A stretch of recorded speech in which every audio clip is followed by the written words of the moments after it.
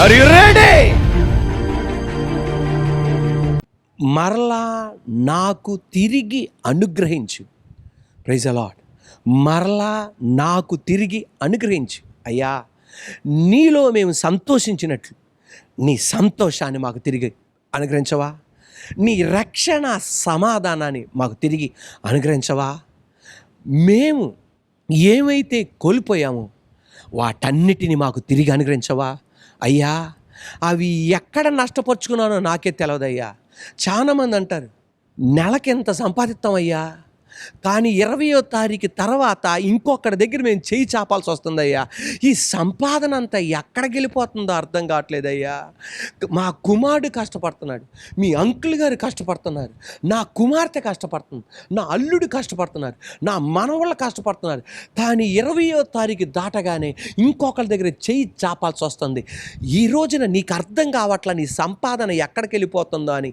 చిల్లు సంచిలో వేసినట్లుంది నజరుడైన యేసయ్య నామములో.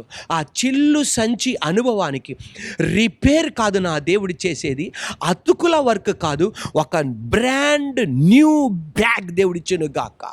ఎంత వేసినా చిల్లు పడకుండా దేవుడు కార్యం చేయను గాక.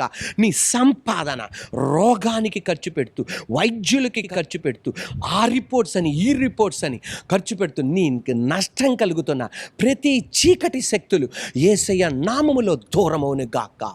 Praise the lord. యేసయ్యా మరలా నాకు అనుగ్రహించయ్యా. ఈరోజు నజరుడైన యేసయ్య నామములో నువ్వు గనక అలా ప్రార్థన చేస్తే మళ్ళా ఆయన తిరిగి అనుగ్రహించడానికి రెడీ. దేవాది దేవుడు యెషయా గ్రంథం 42వ అధ్యాయం 22వ వాక్యం ఆ స్క్రీన్ మీద మీకు కనబడుతుంది చూడండి. అక్కడ కనబడేది ఏంటి తెలుసా? యెషయా గ్రంథం 42:22లో అలా అడిగే వాళ్ళు ఎవరు లేరంట. అందువలన ఆయన కార్యం చేయలేకపోతున్నాడు. అడిగే వాళ్ళు ఎవరన్నా ఉంటే, తండ్రి బలిపీఠానికి మంటపానికి మధ్య అయ్యా నేను నష్టమైపోయింది, మళ్ళా నాకు అనుగ్రహింపబడాలి. అయినను ఈ జనము అపహరింపబడి దోపుడు సొమ్మయ్యను ఎవరునూ తప్పించుకొనకుండా వారందరూ గుహలో చెక్కబడి ఉన్నారు.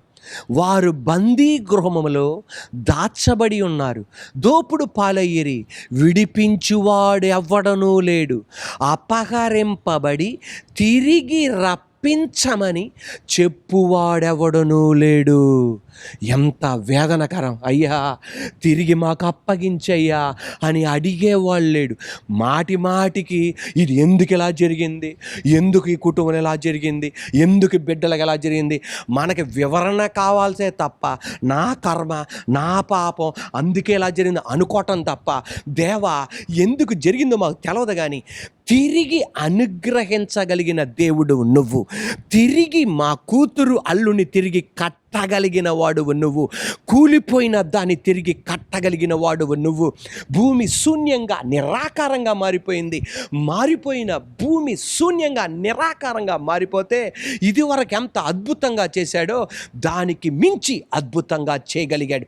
తిరిగి అనుగ్రహించగలిగిన వాడివి, తిరిగి రప్పించగలిగిన వాడివి. దావీదుకి మరలా దేవుడు తిరిగి అనుగ్రహించాడు. ఎవ్వడు కూడా అనుకోలా మరలా తిరిగి సింహాసనానికి వస్తాడని. అందుకే షిమ్మి అన్న వ్యక్తి, సౌలుకు సంబంధించిన వ్యక్తి అన్నాడు, బైబిల్లో చెప్తున్న మాట, చీ పో చీ పో నీకు ఎలాగే అవ్వాలన్నాడు. అంటే ఏమనుకున్నాడంటే ఇక బతుకులో సింహాసనానికి ఎక్కలేడనుకున్నాడు. కానీ దేవుని వైపు చూడగా దేవాది దేవుడు తిరిగి అతనికి అనుగ్రహించాడు. ఈ రోజున ప్రజలను శపిస్తున్నారా, ప్రజలను ఎగతాళి చేస్తున్నారా, ప్రజలను అవమానపరుస్తున్నారా? ప్రజలు ఏమనుకుంటున్నారంటే ఈడిక అన్నడు పైకి రాలేడరా, మళ్ళా కుటుంబానికి కట్టలేడరా, మళ్ళా ఉద్యోగానికి రాలేడరా, మళ్ళా స్థానానికి రాలేడరా అనుకున్నారా? ఈరోజు నేను చెప్పనా, నువ్వు ప్రార్థన చేయడానికి రెడీ అయితే అయ్యా మరలా ఆ సంతోషం నాకు తిరిగి అనుగ్రహించయ్యా, మరలా నా కుమారుణ్ణి నా కోడల్ని ఐక్యపరిచయ్యా, మరలా నా కూతురుని అల్లుల్ని పిల్లల్ని ఐక్యపరిచయ్యా. యేసయ్యా మా ఇరువురి కుటుంబం మళ్ళా తిరిగి కలవాలయ్యా. యోవేలు గ్రంథం 2వ అధ్యాయం 24, 25, 26 వాక్యాలు. కొట్లు ధాన్యముతో నిండును, కొత్త ద్రాక్షారసమును కొత్త తైలమును గానుగులకు పైగా పొర్లి పారును.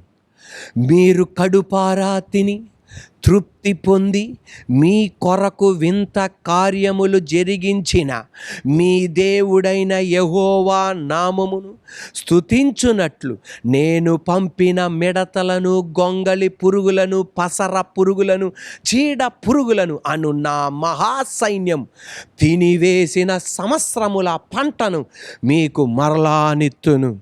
నా జనులు ఇక ఎన్నటికి సిగ్గునొందరు. హల్లెలూయా.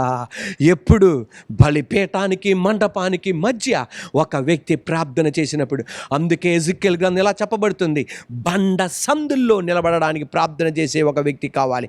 ఒక వ్యక్తి పర్స్యూ చేయడానికి, ఒక వ్యక్తి అడగడానికి నిలబడాలి. Praise the lord.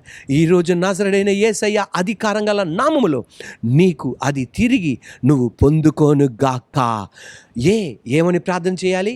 శత్రువుల చేతికి నన్ను అప్పగించకండి అని ప్రార్థన చేయాలి. ఏమని ప్రార్థన చేయాలి? మరలా నాకు అనుగ్రహించండి అని ప్రార్థన చేయాలి. నన్ను ఆకర్షించండి అని ప్రార్థన చేయాలి. నన్ను ఆకర్షించండి. దేవుడు ఆకర్షించకపోతే ఎవరు కూడా దేవుని మందిరానికి రాలేరు, యేసు వైపు రాలేరు. యోహాను సువార్త 12:32 మీ ఇంట్లో ప్రసంగమైనాక చదవండి. యోహాను సువార్త 12:32, నేను భూమి మీద నుండి పైకెత్తబడిన ఎలా అందరినీ నేను ఆకర్షిస్తా. ఈ రోజున నువ్వు యేసుని నమ్ముకున్నావంటే, నీ బంధువుల్లో నువ్వు ఒక్కదానివి నమ్ముకున్నావంటే, నీ బంధువుల్లో నువ్వు ఒక్కడవే నమ్ముకున్నావంటే, నీ ఆఫీసులో నువ్వు ఒక్కదానివే నమ్ముకున్నావంటే అది నీ ప్రార్థన గొప్పతనం కాదు. కృపచేత రక్షింపబడ్డావు. యేసయ్య నిన్ను ఆకర్షించుకోవాలని ఇష్టపడ్డాడు. ఈరోజు నువ్వు కూడా చెప్పాలి, అయ్యా నన్ను నువ్వు ఆకర్షించావు, నా భర్తను కూడా నువ్వు ఆకర్షించయ్యా. నన్ను నువ్వు ఆకర్షించావు, నా భార్యను కూడా ఆకర్షించయ్యా. నా బంధువులను, నా కుటుంబ సభ్యులను, నా స్నేహితులను నువ్వు ఆకర్షించయ్యా అని నువ్వు ప్రార్థన చేయాలి. ఆయన ఆకర్షించాలి. ఈ రోజున పాపము నీకు ఆకర్షణగా కనబడుతుందా? ఏ అనే పాపము, బి అనే పాపము, సి అనే పాపం నీకు ఆకర్షణగా కనబడుతుందా? వేరే పాపాలు నీకు ఆకర్షణగా కనబడుతుందా? ఈ రోజున వాక్యం చదవాలి అంటే నిద్ర ఆవలింతలో, వాక్యం చదువుతుంటే ఏంటేంటో ఆలోచిస్తుంటావు, ప్రార్థన చేస్తుంటే ప్రార్థన కానీ మోకాలు ఉంచుతావు అంతే. ఈ ప్రపంచంలో ఉన్న ఎక్కడున్నో ప్రపంచ దేశాలు మొత్తం తిరుగుతూ ఉంటావు, ఏది నీకు అర్థం కావట్లా. ఈ రోజు నేను చెప్పనా, దేవుడు నిన్ను ఆకర్షించునుగాక. దేవుడు మనల్ని ఆకర్షించునుగాక. ఆయన ఎప్పుడైతే ఆకర్షిస్తాడో, మత్తు పానీయాలు నీకు ఆకర్షణగా ఉందే, మత్తు పానీయాలకి మించి ఆయన నిన్ను గొప్పగా ఆకర్షించునుగాక. ఈ రోజున నీకు మత్తు పానీయాలు విడిచిపెట్టలేమంటున్నావు, మరొక పాపం విడిచిపెట్టలేమనుకుంటున్నావు, డ్రగ్స్ విడిచిపెట్టలేను అనుకుంటున్నావు. ఎందుకు తెలుసా? అది నిన్ను ఆకర్షించేస్తుంది.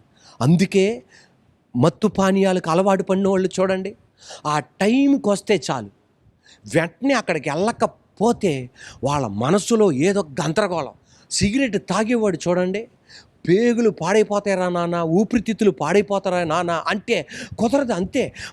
అక్కడికి ఆకర్షింపబడతారు. వాళ్ళ బతుకు ఎలాగుంటుందంటే, కుక్క కక్కేస్తుంది. కుక్క కక్కేసిన తర్వాత ఊరంతా తిరిగినాక ఎక్కడైతే కక్కిందో మరలా తింటది. ఎందువలన? దానికి ఆకర్షణ అలాగైపోయింది. ఈ రోజున ఏదైతే నువ్వు విడిచిపెట్టావో మరలా దాని దగ్గరికి వెళ్తున్నావా? ఈ రోజున సాతానుగా నిన్ను ఆకర్షిస్తున్నాడా? ఆ ఆకర్షణ నుండి బయటపడుగాక. అటువంటి కుక్క బతుకు నుండి యేసయ్య రక్తములో, హల్లెలూయా, నిన్ను, నీ కుటుంబాన్ని ఎవరినైతే పట్టి పీడిస్తుందో వాటి నుండి బయటికి తీసుకొచ్చునుగాక. Praise the lord. దేవుడు నిన్ను ఆకర్షించునుగాక. అటువంటి జీవితం జీవించడానికి కాదు మనల్ని పిలిచింది. Praise the Lord. ఈ రోజు నేను చెప్పనా, నువ్వు ఆయన కుమారుడివి, నువ్వు ఆయన కుమార్తెవి, నేను ఆయన కుమారుణ్ణి. ఈ రోజున ఏదైతే వాటిని విడిచిపెడుతున్నావో వాటి మీద మళ్ళీ ఆకర్షణ కలుగుతుందా? అన్నయ్య, ఆ మత్తు పానీయాల మీద మళ్ళా నాకు ఆకర్షణ కలుగుతుంది, ఆ సిగరెట్ మీద మళ్ళా నాకు ఆకర్షణ కలుగుతుంది, ఆ పాపం మీద నాకు ఆకర్షణ కలుగుతుంది. దేవునితో చెప్పు, లార్డ్ హెల్ప్ మీ, దేవా నాకు సాయం చేయి, నాకు సాయం చేయి అని నువ్వు అడుగు. Praise the Lord. ఆయన నిన్ను ఆకర్షిస్తాడు. ఆయన ఎప్పుడైతే ఆకర్షిస్తాడో మరి ఏ పాపము కూడా నిన్ను ఆకర్షించలేదు. ఆయన ఆకర్షణ అంత గొప్ప